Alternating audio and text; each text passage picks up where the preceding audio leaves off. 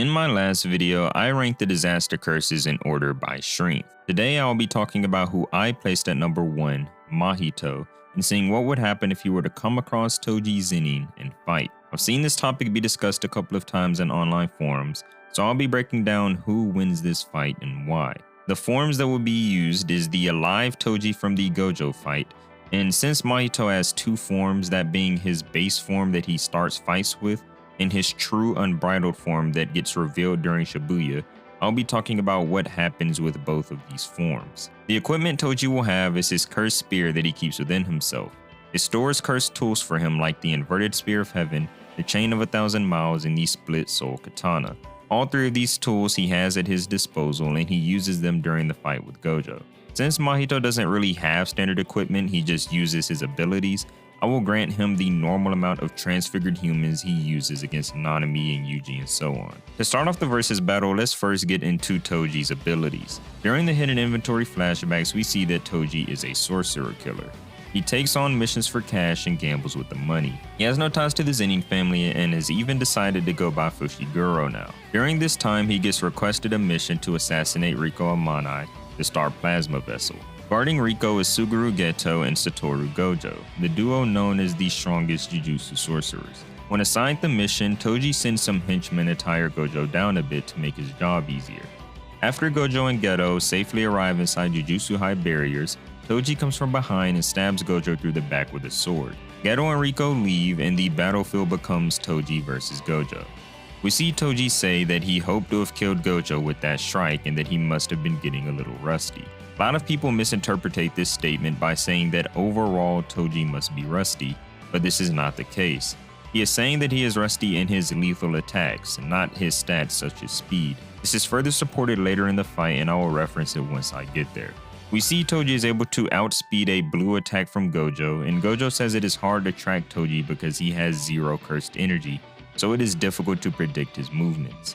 We see a couple of panels of Toji just blitzing around the battlefield with so much speed that Gojo asks if he should try to sense the cursed spirit wrapped around his body. He then gets so paranoid that he releases a blue attack to clear the area around himself to get a better chance at sensing Toji's approach. Then Toji releases fly heads and runs up on Gojo through the crowd to stab him through the throat with inverted spear of heaven. The inverted spear of heaven negates curse techniques, so it is able to go through infinity. After then stabbing Gojo a bunch of times, he says that he is finally starting to remember how to do this. This goes back to my previous point of his rustiness being in reference to his killing attacks, and not just his stats. We then get to his fight against Geto, and this fight is pretty much a stomp. None of Geto's curses works, and he gets spliffed almost instantly. The most important part of this sequence is when Toji goes back to fight Gojo for the second time. Gojo has awakened his abilities and his RCT, and they have a back and forth conversation before Toji dashes at him. Gojo weaves all of his attacks and Toji begins to feel nervous about the fight, but he tries to calm himself and continue fighting. After feeling an uneasiness for the third time, he tries to throw his chains at Gojo but gets spliffed by purple. Now, for most people, we see that he loses to Gojo, so he must be weaker than him. But we get confirmation later that this is not the case. In a volume summary during Shibuya, we get an author statement that Toji once fought with a strength on par with Gojo. Now we know this isn't in reference to pre-awakened Gojo because that Gojo got spliffed, so this statement must be in reference to awakened Gojo. Now I know what you're thinking. Toji got beat in his second round with Gojo, so there is no way he is actually equal to him. But bear with me, Toji is actually mentally nerfed during his fight with awakened Gojo. This is supported by the fact that there is a huge deal in Jujutsu Kaisen about characters being in the right mental state to get in touch with their actual power. I will give 3 examples to make it easy to understand. When Megumi is fighting the second finger bearer by himself and the situation is looking grim, he remembers a flashback conversation he has with Gojo. In this conversation, Gojo tells Megumi to change his mindset, to take more risk and to swing for the fences. He says that his mental state has been holding him back and that being more selfish will result in Megumi being stronger. After remembering this conversation, Megumi is able to open a domain expansion and exercise a special grade curse by himself. Example number 2 will be Maki. When fighting against Cursed Spirit Naoya, she says that there are things within this fight that she cannot see, things that Toji would be able to see and overcome. When the sumo fighter wrestles with her in order to free her mind, she leaves his domain, says she feels great and exercises Curse Naoya, and she is now stated to be equal to Toji. The third example will be Hanami. In the fight with Yuji and Todo, Hanami remembers a conversation he has with Mahito, in which he learns that just changing his mental state to enjoy fighting will actually make him stronger. In all three of these examples, just a simple mental change, a clearing of the head, leads to each of these sorcerers becoming stronger. Once they get rid of all the cloudy things in their head, they begin to grow. Now, to tie this back to Toji, during his fight with Awakened Gojo, he says at the end of the fight, "The awakened power of the Limitless stands before me. He is probably the greatest sorcerer alive. I wanted to discredit it, I wanted to crush it, the pinnacle of the Jujutsu world and the Zenin family. I wanted this for self-affirmation, and I deviated from my true self. At that point, I had already lost." This is the clearest form of a mental nerf, backed up by the reasoning I gave earlier for mental states in JJK weakening or strengthening sorcerers. Toji even says that he deviated from his true self. Now that that is covered, I will get into how fast Toji is. While Maki is massacring the Zenin family, Ranta, who is in the hay of the family, says that the Zenin family exists because of Toji's whim. He says this in the context that Toji could fight and kill them all, because that is exactly what Maki is doing in this moment. His exact words are, "The current Zenin clan exists because of Master Toji's whim. You must have noticed Maki has become the same as him. Right here, right now, kill her." Since Toji could kill the entire Zenin clan including Naobito, that would mean he is able to get up on and kill Naobito in a fight. This is because Toji and Naobito are both physical fighters. They use their speed as their greatest asset and their biggest advantage to get up on their opponents and beat them with strength. And since Toji would be able to catch up and kill Naobito, he would either need to be faster or just as fast as he is. And since Naobito is regarded as the fastest sorcerer in the Jujutsu Kaisen world, excluding Gojo, this will put Toji in the same or even greater speed at around second fastest in the verse. We also see how Toji is able to blitz and rush Domain Dagon, who was able to defeat Naobito, Nanami, and Maki right beforehand. We even see Ogi and Naobito get chills when they get reminded of Toji, so Toji being faster than Naobito should not even come as a surprise. So we covered Toji's speed as around second fastest in the verse, and his strength as around on par with Awakened Gojo. So now we can get into how strong Mahito really is. Mahito's fighting style revolves around finding an opening in the opponent so he can touch them and use his curse technique. Mahito's curse technique is idle transfiguration.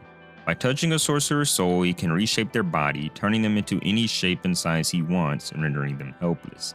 The first time we see Mahito fighting is against Nanami in a sewer. At the start of the fight, for the most part they are relative in speed, with Nanami being able to hit him with a ratio technique, while Mahito can just regenerate his arm. We learn here how Mahito's durability works. Mahito tells Nanami that the body forms around the soul, so no matter how much damage you do to Mahito's body, as long as he reinforces the shape of his soul, he will be okay. The only way to damage Mahito will be to hit his soul directly, which I will get into later. At this point in the story, Mahito is just relative to Nanami in terms of speed, but this is not too important as Mahito continuously grows throughout the series, performs better in fights I'm going to cover. This is further supported by Nanami saying that Mahito is greedily enjoying his strength, and that if they do not exercise Mahito quickly, the Jujutsu world will be past the point of no return. Soon after this, Mahito goes on to fight Yuji 1 vs 1. Whenever he tries to use idle transfiguration on Yuji, he comes across Sukuna's soul. Sukuna warns Mahito that if he ever tries to touch his soul again, he won't be forgiving. When Yuji punches him, we see that Mahito gets affected by the strike. This is because Yuji's punches strike the soul. Mahito explains that the reason Yuji can hit his soul is because Sukuna's soul resides within Yuji. This is where Mahito calls Yuji his mortal enemy. They quickly take this fight outside, and then we get into another important fight in the series. We get to see Mahito 2 vs 1 with Nanami and Yuji. Individually, Mahito can keep up in speed with the both of them, but when they work together, they overwhelm Mahito so much to the point where he needs to open a domain in order to make space and capture Nanami. We then see that Yuji can break into the domain easily, and Sukuna just comes out and spliffs Mahito. So around this point in the series, we just know that Mahito is around Yuji and Nanami level, especially in speed. There aren't too many important things to cover in Mahito's next fight, which is against Ultimate Mechamaru, other than the fact Mechamaru can keep up with Mahito somewhat in speed and is able to damage Mahito's soul via simple domain. And even though Mahito takes damage in this fight, he says that the 10 days until Halloween arrives will be more than enough for him to heal. So we know that going into Shibuya, Mahito will be at 100%. Now that the previous fights have been covered, we can finally get into the most important fights in the series. When Mahito comes across Yuji in Shibuya, they immediately get into a fight. In one of their first altercations, Mahito uses soul multiplicity to block Yuji's field of view and catches him off guard and punches him in the face.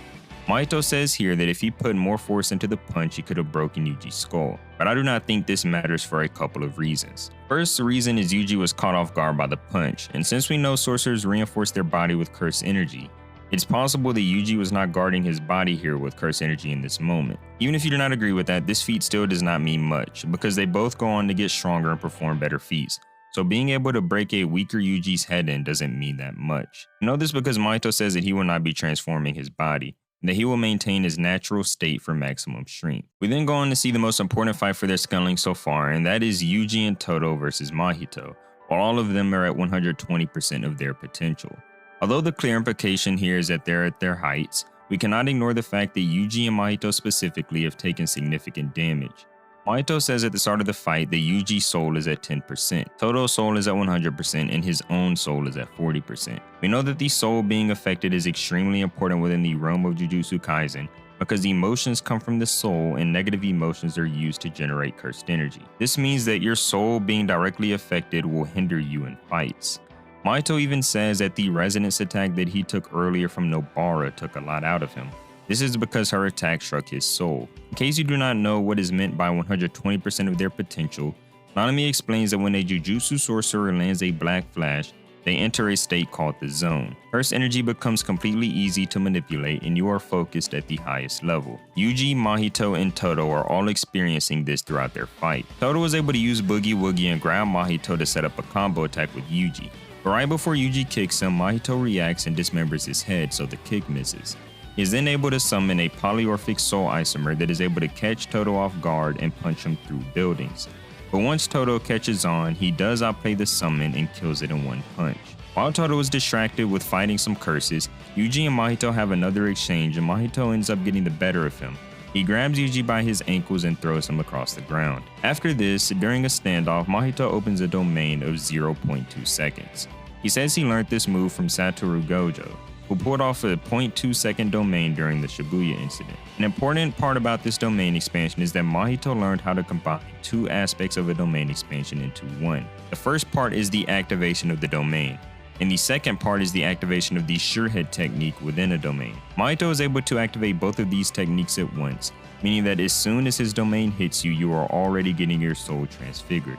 This move was faster than Todo's simple domain activation and was able to transfigure his arm. Yuji and Todo swap and Yuji hits him with a black flash, revealing to us Mahito's true form. In this true form, Mahito gets 200% tougher and gains blades on his arms. Sadly for Mahito, in this form, Todo tricks him by clapping his hands.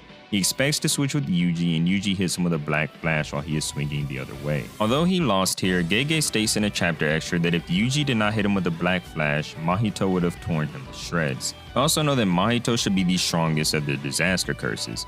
I went over this shortly in my last video, but the reason Mahito was propped up as the leader was because of his potential to grow stronger. He grows through a process called metamorphosis, which is stated to have ended when he reaches his true soul, meaning that his potential had been reached and the reason he had been propped up as the leader had been accomplished. This fight was the end for Mahito, and as for his strength, he is around Shibuya Yuji level in terms of speed, but his toughness is on a higher level. And as for his attack potency, he fights with durability negation through his idol transfiguration, so that is all that he would try to do in a fight against Toji. Now that both Mahito and Toji's strength is covered, let's talk about the outcome of the fight. This outcome honestly is not even close. Since Toji is levels above Mahito in speed, he would start the fight by dashing at him like he does in his other fights and stab him with either the inverted spear of heaven or his soul katana. The inverted spear of heaven is a curse tool that negates curse techniques, so since Mahito keeps his form together with a curse technique, Toji can just turn it off with this spear and proceed to slice Mahito up. Even though this would be effective, the better way to kill Mahito would be using the soul katana. This katana pierces through the opponent to strike the soul directly. This would instantly hit Mahito's weak point and kill him immediately. We know that Mahito likes to use some transfigured humans at the start of fights to attack his opponent, but Toji is so fast and strong that even if Mahito let some humans out, Toji would just cut right through them and kill Mahito near instantly. I hope you enjoyed this video, and if you want to see more JJK content, subscribe, because I will be uploading more JJK videos with more explanations on either fights or analysis on characters. Hope you enjoyed. See you next time.